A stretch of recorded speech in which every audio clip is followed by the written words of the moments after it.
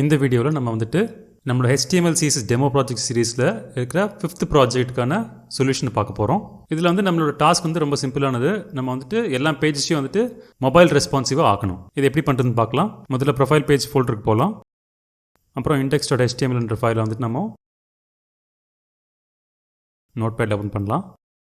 அப்படியே அதை ப்ரௌசர்லையும் ஓப்பன் பண்ணிக்கலாம். ஸோ நம்ம ப்ராம்ப்ட் வீடியோவில் பார்த்த மாதிரி எந்த ஒரு வெப் பேஜாக இருந்தாலுமே அதை வந்து நீங்கள் ரைட் கிளிக் பண்ணிவிட்டு அதை வந்து நீங்கள் மொபைல் ஃபோனில் எப்படி இருக்கும் பார்க்குறதுக்கு அப்படின்றத நீங்கள் பார்க்கலாம். ஸோ இந்த பேஜில் வந்துட்டு எங்கே வேணாலும் நீங்கள் ரைட் கிளிக் பண்ணிவிட்டு இன்ஸ்பெக்ட் அப்படின்னு கிளிக் பண்ணீங்க அப்படின்னா இந்த மாதிரி காட்டும். ஸோ இங்கே இந்த மாதிரி ஒரு ஐக்கான் இருக்கும். இப்போ டெஸ்க்டாப்பில் பார்க்குறதுக்கு இப்படி தான் இருக்கும். பட் நீங்கள் இந்த ஐக்கான் மேலே கிளிக் பண்ணீங்க அப்படின்னா உங்களுக்கு வந்துட்டு மற்ற டிவைஸ்லாம் எப்படி காட்டும் அப்படின்றத நீங்கள் பார்க்கலாம். ஸோ இங்கே இந்த ட்ராப் டவுனில் வந்து பார்த்தீங்கன்னா நிறைய விதமான டிவைசஸ் லிஸ்ட் பண்ணியிருப்பாங்க. அதை வந்து நீங்கள் எந்த டிவைஸ் வேணும் கிளிக் பண்ணீங்கன்னா அந்த டிவைஸில் எப்படி காட்டும்ன்றதை நீங்கள் பார்க்கலாம்.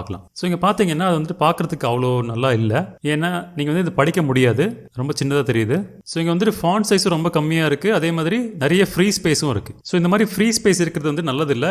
ஏன்னா மொபைல் டிவைஸில் ஏற்கனவே ஸ்க்ரீன் ஸ்பேஸ் வந்து ரொம்ப கம்மியானது. அதில் நீங்கள் ஃபுல்லாக ஸ்க்ரீன் ஸ்பேஸ் யூட்டிலைஸ் பண்ணல அப்படின்னா நீங்கள் வந்துட்டு அந்த ஸ்பேஸ்லாம் வேஸ்ட் பண்ணுறீங்க. ஸோ நீங்கள் வெப்சைட் டிசைன் பண்ணும்போது மொபைல் ஃபோனில் வந்துட்டு எல்லா ஸ்பேஸுமே ஃபுல்லாக யூஸ் பண்ணுற மாதிரி நீங்கள் டிசைன் பண்ணணும். இதே மாதிரி மற்ற பேஜ்லையும் பார்த்தீங்க அப்படின்னா நிறைய ஃப்ரீ ஸ்பேஸ் இருக்குது. அதே மாதிரி எல்லாம் சின்னதாக தெரியுது. முக்கியமாக கான்டாக்ட் பேஜில் பார்த்தீங்க அப்படின்னா நிறைய ஃப்ரீ ஸ்பேஸ் இருக்குது. அதே மாதிரி தெரிய வேண்டிய முக்கியமான விஷயங்கள் எல்லாமே வந்து சின்னதாக தெரியுது. ஸோ இப்போ வந்துட்டு ஒரு வெப் பேஜ் வந்துட்டு மொபைல் டிவைஸுக்கு ஆப்டிமைஸ் பண்ணுறது எப்படின்றத பார்க்கலாம். ஸோ இப்போ நான் புது டேப்ல போயிட்டு இங்கே வந்துட்டு மொபைல் ரெஸ்பான்சிவ் HTML அப்படின்னு சர்ச் பண்ண போகிறேன். ஸோ இதை நான் எதுக்கு சர்ச் பண்ணியிருக்கேன் அப்படின்னா வெப் டிசைனிங்கில் இது ஒரு கான்செப்ட். ஸோ மொபைல் ரெஸ்பான்சிவ் அப்படின்றது வந்துட்டு என்ன கான்செப்ட் அப்படின்னா நீங்கள் பார்க்குற ஒரு வெப் பேஜோ இல்லை வெப்சைட்டோ வந்துட்டு நீங்கள் எந்த டிவைஸில் பார்க்குறீங்களோ அதுக்கு தகுந்த மாதிரி அது கண்டென்ட்டை மாற்றி காட்டணும். ஸோ இப்போ நீங்கள் ஒரு வெப்சைட்டுக்கு போகிறீங்க அப்படின்னா அது டெஸ்க்டாப்பில் ஒரு மாதிரி தெரியும், டேப்லெட்டில் இன்னொரு மாதிரி தெரியும், அதே மாதிரி மொபைல் ஃபோனில் இன்னொரு மாதிரி தெரியும். ஸோ அந்த மாதிரி வந்துட்டு டிவைஸுக்கு தகுந்த மாதிரி அது கண்டென்ட்டை மாற்றிக்கிறது தான் வந்துட்டு மொபைல் ரெஸ்பான்சிவ்னஸ். இதுக்கு இன்னொரு பேர் இருக்கு, ரெஸ்பான்சிவ் டிசைன் அப்படின்னு கூட சொல்லலாம். ரெஸ்பான்சிவ் டிசைன் அப்படின்னா அந்த வெப்சைட்டோட டிசைன் வந்துட்டு நீங்கள் பார்க்குற டிவைஸ் பொறுத்த மாதிரி ரெஸ்பாண்ட் பண்ணணும். ஒரு டிவைஸ்க்கும் வேற மாதிரி ரெஸ்பாண்ட் பண்ணணும். அதுக்கு பேர் தான் ரெஸ்பான்சிவ் டிசைன். ஸோ இப்போ இங்கே W3 Schools இந்த லிங்கை கிளிக் பண்ணோம் அப்படின்னா நமக்கு இதை பற்றி ஒரு செக்ஷனே இருக்குது. HTML ரெஸ்பான்சிவ் வெப் டிசைன் அப்படின்னு ஒரு டாப்பிக்கே இருக்குது. ஸோ இந்த வெப்சைட் வந்துட்டு ஒவ்வொரு டிவைஸ்லையும் வேற மாதிரி தெரியுது. ஸோ இதை பற்றி நீங்கள் இன்னும் டீட்டெயிலாக இந்த பேஜில் படிக்கலாம். இந்த பேஜில் அவங்க என்ன காட்டுறாங்க அப்படின்னா இந்த மாதிரி ரெஸ்பான்சிவ் டிசைன் அச்சீவ் பண்ணுறதுக்கு உங்களுக்கு பல விதமான ஸ்ட்ராட்டஜிஸ் இருக்குது. அது ஒவ்வொன்றும் இங்கே லிஸ்ட் பண்ணியிருக்காங்க. ஸோ இங்கே பார்த்தீங்கன்னா செட்டிங் த வியூ போர்ட் அப்படின்னு ஒரு ஸ்ட்ராட்டஜி இருக்குது.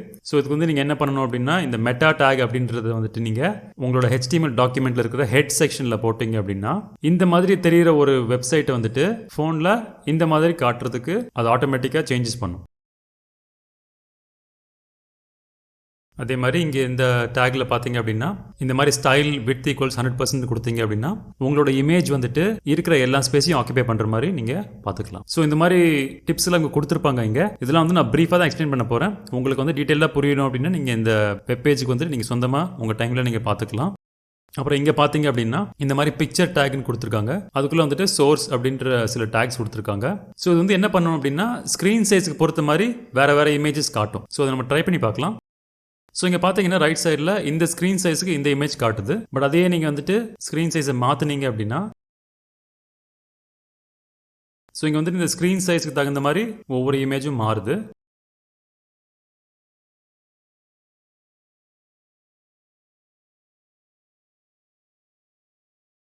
ஸோ இங்கே வந்துட்டு எந்த இமேஜ் எந்த ஸ்க்ரீன் சைஸ் காட்டணுன்றது இங்கே போட்டிருக்கு. அதுக்கு தகுந்த மாதிரி அந்த ஸ்க்ரீன் சைஸ் மாற அது மாறிட்டு இருக்கு. அப்புறம் பார்த்தீங்கன்னா ரெஸ்பான்சிவ் டெக்ஸ்ட் சைஸ்னு ஒன்று இருக்குது. ஸோ இங்கே பார்த்தீங்கன்னா ஃபாண்ட் சைஸ் வந்துட்டு நீங்கள் உங்கள் ஸ்க்ரீன் சைஸை பொறுத்து நீங்கள் ஸ்பெசிஃபை பண்ணலாம். ஸோ இங்கே பார்த்தீங்கன்னா 10 VWன்னு போட்டிருக்காங்க. VW அப்படின்னா viewport width. Viewport அப்படின்னா வந்துட்டு நீங்கள் எந்த டிவைஸில் இருக்கீங்களோ அதில் தெரியிற ஸ்க்ரீன் ஸ்பேஸ் தான் வந்து வியூ போர்ட். அந்த வியூ போர்ட்டோட வித் தான் வந்துட்டு VWன்றதுக்கு மீனிங். ஸோ இங்கே 10 VWன்னு கொடுத்துருக்காங்க. அதுக்கு என்ன மீனிங் அப்படின்னா 10% of the viewport width. So அந்த வியூ போர்ட்டோட வித் வந்துட்டு ஒவ்வொரு டிவைஸ்லையும் வேற மாதிரி இருக்கும். ஸோ அதுக்கு தகுந்த மாதிரி இந்த ஃபாண்ட் சைஸும் ஒவ்வொரு டிவைஸ்லையும் மாறிட்டு வரும். ஏன்னா அது வந்து பெர்சன்டேஜ் இல்லாமல் ஸ்பெசிஃபை பண்ணியிருக்கோம். ரெஸ்பான்சிவ் டிசைன் அச்சீவ் பண்ணுறதுக்கு இருக்கிறதுலே முக்கியமான ஒரு மெத்தட் என்னன்னா மீடியா குவரிஸ். ஸோ இங்கே பார்த்தீங்கன்னா சில எக்ஸாம்பிள் கோட் கொடுத்துருக்காங்க. இதில் வந்துட்டு சில CSS ப்ராப்பர்ட்டிஸ் வந்துட்டு ஸ்க்ரீன் சைஸுக்கு தகுந்த மாதிரி அப்ளை ஆகும். ஒரு ஸ்க்ரீன் சைஸில் மட்டும் அப்ளை ஆகும், மற்ற ஸ்க்ரீன் சைஸில் அப்ளை ஆகாது. ஸோ அந்த மாதிரி ஒரு கான்செப்ட் தான் வந்துட்டு மீடியா குவரிஸ். ஸோ இங்கே வந்து பார்த்தீங்கன்னா சில CSS கிளாஸஸ்க்கு வந்துட்டு சில ப்ராப்பர்ட்டிஸ் எப்போ அப்ளை ஆகும் அப்படின்னா அந்த ஸ்க்ரீன் சைஸ் வந்துட்டு 800 பிக்சலுக்குள்ளே இருக்கணும். ஸோ மேக்ஸ் வித் ஈக்குவல்ஸ் 800 அப்படின்னா 800 பிக்சல்ஸ் ஆர் பிலோ, அதுக்கு கீழே இருக்கிற ஸ்க்ரீன் சைஸ்க்கு வந்துட்டு இந்த சிஎஸ்எஸ் ப்ராப்பர்ட்டி அப்ளை ஆகும். ஸோ அதுதான் இங்கே ஸ்பெசிஃபை பண்ணியிருக்காங்க.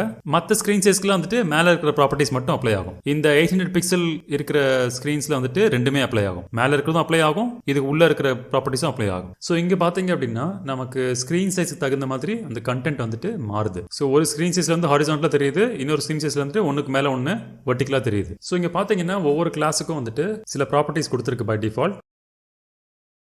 ஆனால் இந்த ஸ்க்ரீன் சைஸில், அதாவது 800 பிக்சல் கீழே இருக்கிற ஸ்க்ரீன் சைஸில் மட்டும் என்ன பண்ணுது அப்படின்னா விட்த்தை வந்துட்டு 100% ஆக்கிடுது. ஸோ அப்போ என்ன ஆகுது அப்படின்னா ஒவ்வொரு பிளாக்கும் வந்துட்டு ஃபுல் ஸ்க்ரீன் ஆக்கியபை பண்ணிக்குது. ஸோ அதனால ஒன்றுக்கு மேலே ஒன்று தான் காமிக்க முடியும். ஸோ அதனால தான் உங்களுக்கு வெர்டிகலாக காட்டுதுங்க. ஸோ இங்கே நீங்கள் கவனிக்க வேண்டியது என்னன்னா இந்த 3 கிளாஸுமே வந்துட்டு எப்போவுமே அப்ளை ஆகும். பட் இந்த மீடியா குவரியில் இருக்கிற ப்ராப்பர்ட்டிஸ் வந்துட்டு ஸ்க்ரீன் சைஸ் வந்துட்டு 800 பிக்சலுக்கு கீழே இருக்கும்போது மட்டும்தான் அப்ளை ஆகும். ஸோ 800 பிக்சல் கீழே இருக்கிற ஸ்க்ரீன்ஸ் எல்லாமே வந்துட்டு மேலே இருக்கிற ப்ராப்பர்ட்டிஸும் அப்ளை ஆகும், இதுவும் அப்ளை ஆகும். ஸோ இதுதான் வந்துட்டு மீடியா குவரிஸான கான்செப்ட்.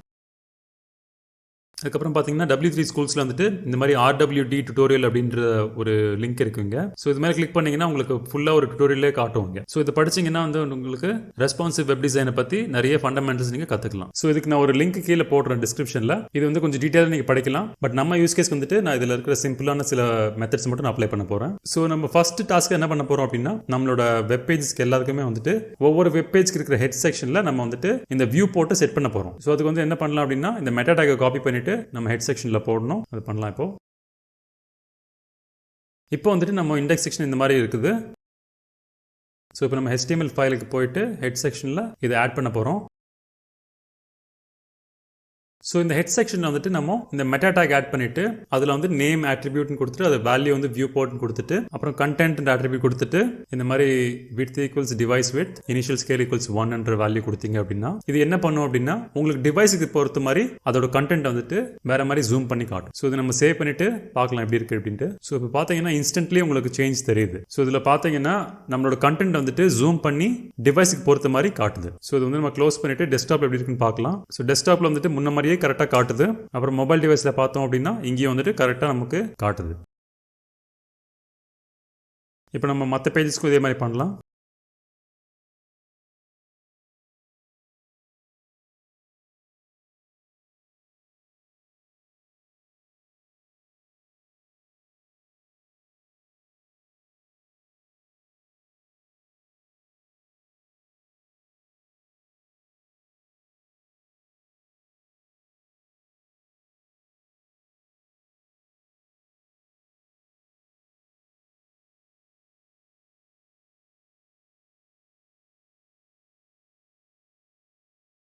ஸோ நம்ம மெட்டா டேக் வந்து எல்லா பேஜ்லையும் ஆட் பண்ணிட்டோம். இப்போ வந்துட்டு ஒவ்வொரு பேஜை நம்ம செக் பண்ணி பார்க்கலாம். இப்போ வந்துட்டு ஒவ்வொரு பேஜுமே வந்துட்டு முன்ன விட நல்லா இருக்குது பார்க்குறதுக்கு. ஆனாலும் சில இம்ப்ரூவ்மெண்ட்ஸ் நம்ம பண்ணுறதுக்கு இருக்குது. எங்கள் ஹோம் பேஜில் பார்த்தீங்கன்னா மோஸ்ட்லி எல்லாமே கரெக்டாக இருக்குது. அடுத்து அபவுட் பேஜில் பார்த்தோம் அப்படின்னா இங்கே வந்து ஒரு சின்ன பிரச்சனை இருக்குது. என்னென்னா இந்த வீடியோ வந்துட்டு நம்மளோட பேஜ் விட்த்தை விட பெருசாக இருக்குது. அதனால வந்துட்டு இதை பேஜை விட கொஞ்சம் வெளியில் போகுது. அதனால தான் பாதி வீடியோ மட்டும் தான் இங்கே காட்டுது. ஸோ இந்த வீடியோவோட சைஸ் வந்து நம்ம அட்ஜஸ்ட் பண்ண வேண்டியிருக்கும். அது ஒரு டாஸ்க் இருக்குது. அடுத்து கேலரி பேஜ், இது கொஞ்சம் பார்க்குறதுக்கு நல்லா தான் இருக்குது. அடுத்து கான்டாக்ட் பேஜ், இதில் பார்த்தீங்க அப்படின்னா இங்கே சைடில் கொஞ்சம் எக்ஸ்ட்ரா கேப்லாம் இருக்குது ரெண்டு பக்கத்துலையும். இதை வந்து நம்ம எலிமினேட் பண்ணணும்.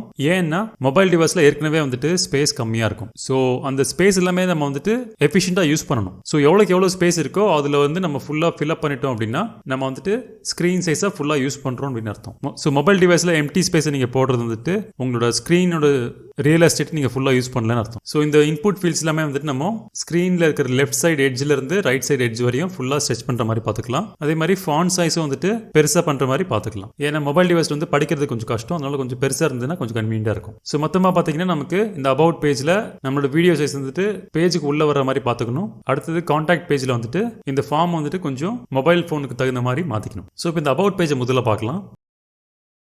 இந்த அபவுட் பேஜ் வந்து நீங்கள் டெஸ்க்டாப்பில் பார்த்தீங்க அப்படின்னா பார்க்குறதுக்கு நல்லா தான் இருக்குது. இந்த அபவுட் பேஜ் வந்து நம்ம டெஸ்க்டாப்பில் எந்த விதமான மாற்றங்கள் பண்ண தேவையில்லை. ஆனால் மொபைல் ஃபோனில் பார்த்தோம் அப்படின்னா இங்கே வந்துட்டு இந்த வீடியோ வந்துட்டு எப்போவுமே நம்மளோட ஆக்சுவல் பேஜை விட பெருசாக இருக்கக்கூடாது அப்படின்ற மாதிரி ஒரு கண்டிஷன் நம்ம கொண்டு வரணும். ஸோ இப்போ நம்ம W3 ஸ்கூல்ஸ் போயிட்டு அந்த சில டெக்னிக்ஸ் நம்ம பார்த்தோம் இல்லையா, அதை நம்ம ஒரு வாட்டி மறுபடியும் பார்க்கலாம். இதில் எது வந்துட்டு நமக்கு இந்த செட்டிங்கில் கரெக்டாக யூஸ் பண்ணுறது அப்படின்றது பார்க்கலாம். ஸோ ஏற்கனவே வந்து நம்ம செட்டிங் த வியூ போர்ட் பண்ணியாச்சு.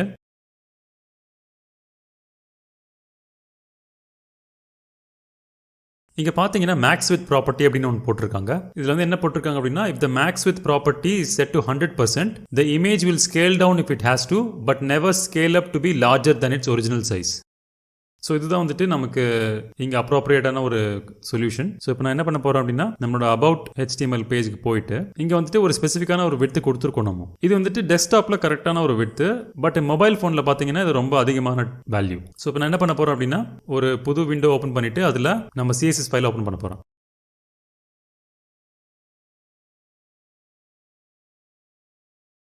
ஸோ இங்கே வந்துட்டு அந்த அபவுட் வீடியோக்கான ஐடி இங்கே போட போகிறேன்.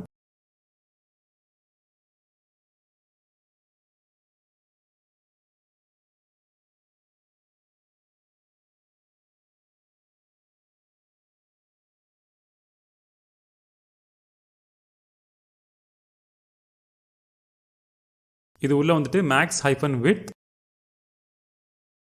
100% போட போகிறேன். இப்படி போட்டோம் அப்படின்னா நமக்கு வந்துட்டு அந்த வீடியோ வந்துட்டு நம்ம பேஜை விட வெளியில் போகிறதுக்கு வாய்ப்பே இருக்காது. ஏன்னா மேக்ஸிமம் விட்டு வந்து பார்த்தீங்கன்னா 100% of the available space. So அது பார்க்குறதுக்கு எப்படி இருக்குன்னு பார்க்கலாம். ஓகே, இப்போ பார்த்தீங்க அப்படின்னா நம்மளோட வீடியோ வந்துட்டு அந்த பேஜுக்கு உள்ளே வந்துடுச்சு. ஸோ இந்த இஷ்யூ வந்து இப்போ ஃபிக்ஸ் ஆகிடுச்சு.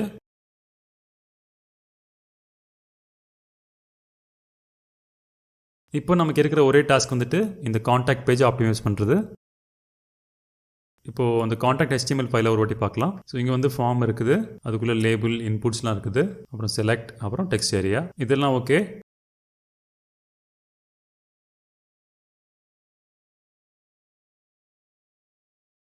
அப்புறம் இந்த காண்டாக்ட் ஃபார்முக்கு அப்படின்னு தனியாக CSS ப்ராப்பர்ட்டிஸ்லாம் இருக்குது.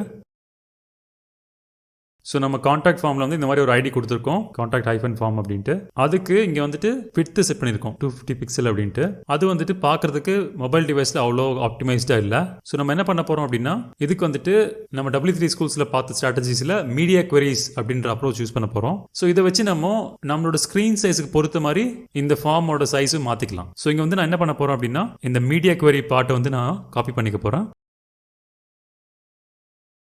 அதை வந்துட்டு நம்மளோட எக்ஸ்டர்னல் ஸ்டைல் ஷீட்டில் கடைசியாக ஆட் பண்ணிக்கலாம். ஸோ இந்த 800 பிக்சல் அப்படின்ற விட்த் வந்து நம்ம தேவையான மாற்றிக்கலாம். பட் இப்போதைக்கு அப்படியே விட்டு வைக்க போகிறேன். அப்புறம் இதில் இருக்கிற கிளாஸ் டெஃபினேஷன்ஸ்லாம் நான் எடுத்துகிட்டு போகிறேன்.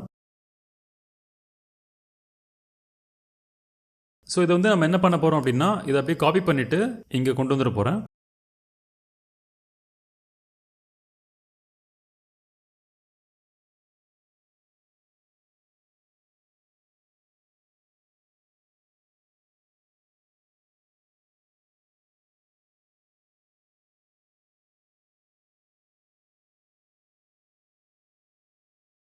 ஸோ இங்கே வந்துட்டு இந்த மார்ஜின் ப்ராப்பர்ட்டி நான் எடுத்துகிட்டு போகிறேன். ஏன்னா அது ஏற்கனவே நம்ம ஸ்பெசிஃபை பண்ணியாச்சு, அது கரெக்டாக தான் இருக்குது. ஸோ இந்த 800 பிக்சல் இருக்கிற ஸ்க்ரீன் சைஸில் வந்துட்டு நம்ம வெறும் விட்டை மட்டும் மாற்றிக்கணும். ஸோ அதை நான் என்ன பண்ண போகிறோம் அப்படின்னா, இதோட விட்டு வந்து 100% கொடுக்க போகிறேன். இதனால் என்ன ஆகும் அப்படின்னா, நம்ம ஸ்க்ரீன் சைஸ் வந்துட்டு 800 பிக்சல் கீழே இருக்கும்போது அது ஆட்டோமேட்டிக்காக இருக்கிற ஸ்பேஸை ஃபுல்லாக ஆக்கியபை பண்ணிக்கும். ஸோ இப்போ வந்து நம்மளோட காண்டாக்ட் பேஜ் வந்து ரெஃப்ரெஷ் பண்ணி பார்த்தோம் அப்படின்னா, நமக்கு லெஃப்ட் சைட்லையும் ரைட் சைடில் இருந்த எக்ஸ்ட்ரா ஸ்பேஸ் வந்துட்டு போயிடுச்சு. ஸோ இப்போ வந்துட்டு நம்மளோட ஸ்க்ரீனில் இருக்கிற ஸ்பேஸை எஃபிஷியண்டாக யூஸ் பண்ணிட்டு இருக்கோம். அடுத்து வந்துட்டு நம்மளோட இன்புட் ஃபீல்ட்ஸ் வந்துட்டு பேஜில் இருக்கிற ஃபுல் விட்த்தை ஸ்ட்ரெச் பண்ணுற மாதிரி பார்த்துக்கலாம். ஸோ நம்ம கோடில் பார்த்தோம் அப்படின்னா, நம்ம ப்ரௌசரில் தெரிகிற ஒயிட் ஸ்பேசஸ் எல்லாமே வந்துட்டு இன்புட் டேக்ஸ். அப்புறம் இந்த ட்ராப் டவுன் வந்துட்டு ஒரு செலக்ட் டேக், அப்புறம் இந்த டெக்ஸ்ட் ஏரியா வந்துட்டு இங்கே கடைசியில் இருக்குது. ஸோ இப்போ நம்ம CSS ஃபைலுக்கு போயிட்டு அந்த மீடியா குவரி செக்ஷனில் இங்கே contact form greater than input அப்படின்னு செக்ஷன் ஓப்பன் பண்ணிவிட்டு, ஸோ இப்போ கவனிச்சிங்க அப்படின்னா, நான் வந்து இந்த இன்புட் டேக் வந்து டேரெக்டாக யூஸ் பண்ணல. ஸோ இந்த மாதிரி நீங்கள் காண்டாக்ட் ஃபார்ம் அப்படின்ற ஐடிக்குள்ளே இருக்கிற இன்புட்டை மட்டும் நீங்கள் டார்கெட் பண்ணணும் அப்படின்னு நினச்சிங்க அப்படின்னா, அந்த ஐடியை போட்டுட்டு கிரேட்டர் தேன் சிம்பிள் போட்டுட்டு அது உள்ளே இருக்கிற எந்த எலிமெண்ட் டார்கெட் பண்ணணும்னு நினைக்கிறீங்களோ அந்த மாதிரி போட்டிங்க அப்படின்னா, நம்ம ஸ்பெசிஃபிக்காக ஒரு செக்ஷனில் இருக்கிற எலிமெண்ட்ஸை மட்டும் நம்ம தனியாக டார்கெட் பண்ணணும். ஸோ அதனால தான் வந்துட்டு இங்கே காண்டாக்ட் ஃபார்ம் கிரேட்டர் தேன் இன்புட்னு போட்டிருக்கேன். அப்போ தான் காண்டாக்ட் ஃபார்மில் இருக்கிற இன்புட்ஸை மட்டும் டார்கெட் பண்ணும். நம்ம வெப்சைட்டில் வேறு ஏதாவது இன்புட் ஃபீல்ட்ஸ் இருந்தது அப்படின்னா அதை அஃபெக்ட் பண்ணாது. ஸோ இங்கே வந்துட்டு விட்த் ஈக்குவல்ஸ் 100% கொடுக்க போகிறேன். ஸோ அதை சேவ் பண்ணிட்டு எப்படி இருக்குன்னு பார்க்கலாம். ஸோ இப்போ பார்த்தீங்கன்னா நம்மளோட என்டையர் விட்த்தை ஆக்கிபை பண்ணிக்குது. ஸோ இது வந்துட்டு கொஞ்சம் பார்க்குறதுக்கு ரொம்ப ஸ்ட்ரெச் பண்ண மாதிரி இருக்குது. அதனால் நம்ம என்ன பண்ணலாம் அப்படின்னா, இங்கே வந்துட்டு 100% பதில் 95% கொடுத்துக்கலாம். ஸோ அது எப்படி இருக்குன்னு பார்க்கலாம். ஸோ அது கொஞ்சம் பார்க்கறதுக்கு பேலன்ஸாக இருக்குது. ஸோ இப்போ இதே மாதிரி செலக்ட்டுக்கும் அதே மாதிரி பண்ணலாம். ஸோ இங்கே வந்துட்டு இதை காப்பி பண்ணிவிட்டு பேஸ்ட் பண்ணிவிட்டு இது செலக்ட்னு போட்டுக்கலாம்.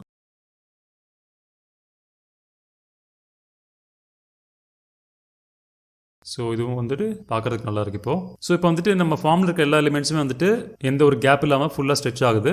ஸோ இங்கே ஒரே ஒரு விஷயம் எனக்கு என்ன பிடிக்கல அப்படின்னா, இந்த ஃபாண்ட் வந்துட்டு ரொம்ப சின்னதாக தெரியுது. ஸோ மொபைல் ஃபோன் வந்துட்டு நம்ம கொஞ்சம் ஃபாண்ட் பெருசாக காட்டணும் அப்படின்னா அது வந்து படிக்கிறதுக்கு ஈஸியாக இருக்கும். ஸோ அந்த ஃபாண்ட் சைஸை மாற்றிக்கலாம் நம்ம. ஸோ இங்கே வந்துட்டு இந்த கான்டாக்ட் ஃபார்ம் ஐடிக்கு இருக்கிற செக்ஷன் கீழே ஃபாண்ட் சைஸ் 1.2 EMN போட்டுக்கலாம். ஸோ இஎம்ன்றது வந்து பார்த்தீங்க அப்படின்னா ஒரு ரிலேட்டிவ் ஃபாண்ட் சைஸ் அப்படின்னு சொல்லுவாங்க.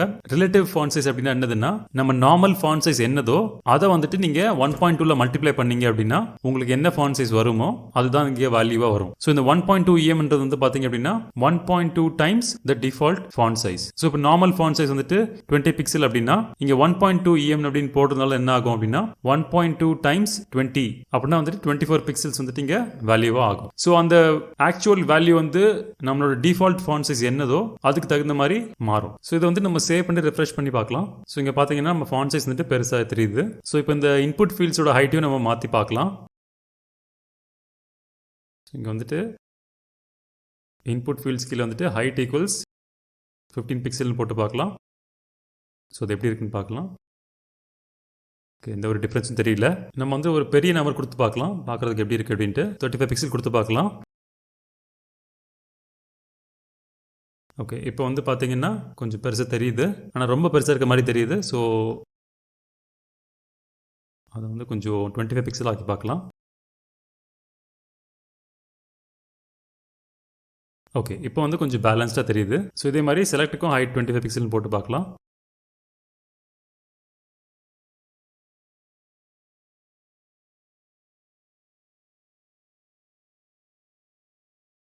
ஓகே, இப்போது வந்துட்டு எல்லா ஃபீல்ட்ஸும் கரெக்டாக தெரிகிற மாதிரி இருக்குது. இன்னொரு விஷயம் நம்ம என்ன பண்ணலாம் அப்படின்னா, இந்த இன்புட் ஃபீல்ட்ஸ்க்கும் செலக்ட் ஃபீல்ட்ஸ்க்கும் வந்துட்டு ஒரு பார்டர் ப்ராப்பர்ட்டி போடலாம். ஸோ அது வந்து பார்க்கறது கொஞ்சம் நல்லாயிருக்கும். ஸோ பார்டர் 1 பிக்சல் சாலிட் பர்பிள்னு கொடுத்து பார்க்கலாம். ஸோ இங்கே வந்துட்டு நம்ம இன்புட் ஃபீல்ட்ஸ் வந்துட்டு ஒரு பார்டர் வந்துருச்சு. இப்போது இது கொஞ்சம் பார்க்கறதுக்கு நல்லாயிருக்கு. இதே மாதிரி செலக்ட்டுக்கு கொடுத்துக்கலாம்.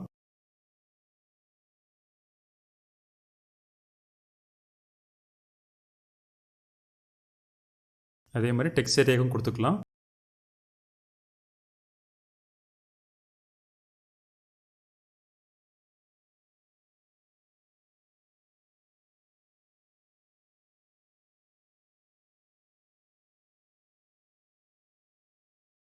ஸோ இப்போ வந்து நம்ம காண்டாக்ட் பேஜ்க்கான லுக்கை வந்து நம்ம மாடிஃபை பண்ணிட்டோம். இப்போ வந்து கொஞ்சம் பார்க்குறதுக்கு நல்லா இருக்கு.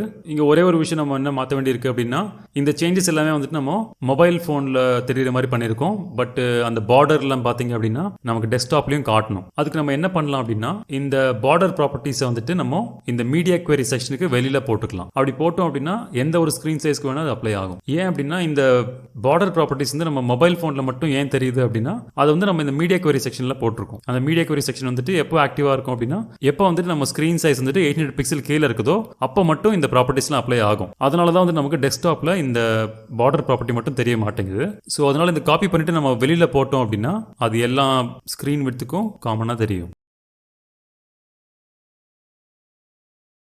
இது கொண்டு போய் நம்ம ஏற்கனவே போட்டிருந்த கான்டாக்ட் ஐடிக்கான டெஃபினேஷன் கீழே பேஸ்ட் பண்ணலாம்.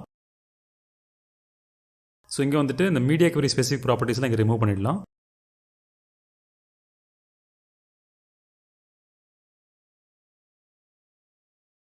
அதே மாதிரி கீழே வந்துட்டு இந்த பார்டர் ப்ராப்பர்ட்டிஸ் இங்கே மறுபடியும் போட தேவையில்லை, அதனால் இதை எடுத்துடலாம். ஸோ மீடியா குவெரி சம்மந்தப்பட்ட ஒரு முக்கியமான விஷயம் நீங்கள் என்ன நோட் பண்ணணும் அப்படின்னா, இந்த மீடியா குவெரி செக்ஷனில் இருக்கிறதுலாம் வந்துட்டு பார்த்தீங்கன்னா மேலே நம்ம என்ன கொடுத்துருக்கோமோ அதுக்கு அடிஷ்னலாக இங்கே ஆட் பண்ணும். ஸோ மேலே இருக்கிறது வந்துட்டு எல்லா ஸ்க்ரீன்ஸ்க்கும் அப்ளை ஆகும். அது போக எப்போ வந்துட்டு இந்த மீடியா குவெரி கண்டிஷன் சாட்டிஸ்ஃபை ஆகுதோ அந்த ஏற்கனவே இருக்கிற ப்ராப்பர்ட்டிஸ்க்கு மேலே ஆட் பண்ணும். ஸோ அதனால் வந்துட்டு நம்ம ஏற்கனவே பார்டர் ப்ராப்பர்ட்டி இங்கே கொடுத்துருக்கிறதுனால கீழேயும் மறுபடியும் ஸ்பெசிஃபை பண்ண தேவையில்லை, அதனால் அதை எடுத்துடலாம் நம்ம.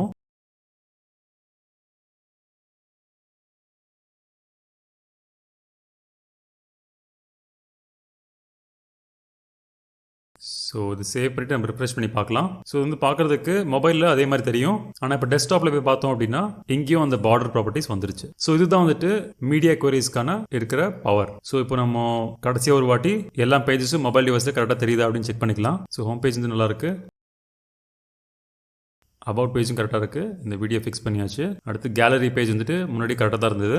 அப்புறம் கான்டாக்ட் பேஜில் வந்துட்டு நம்மளோட ஃபீல்ட்ஸ் எல்லாம் வந்துட்டு ஃபுல்லாக கவர் ஆகுது. எந்த ஒரு எம்டி ஸ்பேஸும் இல்லை. ஃபாண்ட் சைஸும் கரெக்டாக இருக்குது. ஸோ இப்படி தான் வந்துட்டு நம்ம மொபைல் ரெஸ்பான்சிவ்னஸ் நம்மளுக்கு இருக்கிற எல்லா பேஜஸ்க்கும் இம்ப்ளிமெண்ட் பண்ணுவோம். இந்த கோடை மறக்காமல் ப்ராக்டிஸ் பண்ணுங்கள். இதை வீடியோ அப்படியே பார்த்துட்டு விட்டுறாதீங்க. இதை நீங்கள் ப்ராக்டிஸ் பண்ணால் தான் உங்களுக்கு பெனிஃபிட் இருக்கும். அதனால கண்டிப்பாக ப்ராக்டிஸ் பண்ணுங்கள். சொந்தமாக நீங்கள் இதெல்லாம் வந்துட்டு இம்ப்ளிமெண்ட் பண்ண ட்ரை பண்ணுங்கள். ஸோ இப்போ ஒரு வாட்டி வீடியோ பார்த்துருக்கீங்க. இதை நீங்கள் சொந்தமாக இம்ப்ளிமெண்ட் பண்ணும்போது உங்களுக்கு நிறைய கொஸ்டின்ஸ் வரும் மைண்ட்ல.